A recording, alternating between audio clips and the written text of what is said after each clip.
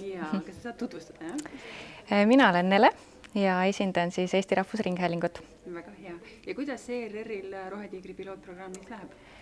Meil läheb tasapisi, astume vaikselt oma samme edasi ja on näha, et meil on hästi suur arenguvõimalus.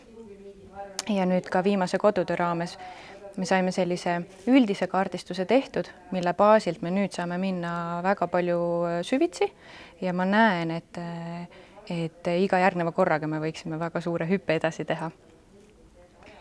Kas on olnud mingeid selliseid kimbatusi või takistusi?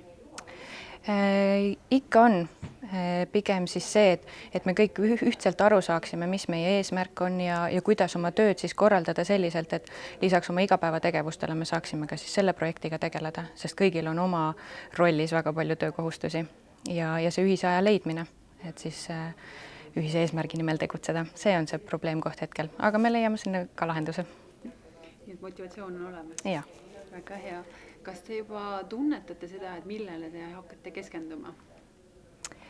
Ma arvan, et mingil määral tunnetame, aga nüüd pärast ka tänast seda pooltpäeva sessiooni, mis on olnud, ma arvan, et me saame selle tunnetuse palju tugevamalt kätte, sest et kui me saame luua juba sellise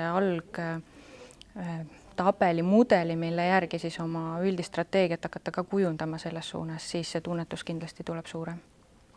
Ja üldine tunne, kuidas meeskonnal on paari märksõnaga?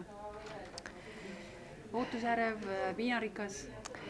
Ma arvan, et pigem ootusärev ja see, et saaks tööde jaotuse selliselt, et tuleks selline konkreetsus rohkem välja ja siis tuleb ka see motivatsioon veel rohkem esile, ma arvan. Et praegu natukene ujume veel selliselt kuskil udus.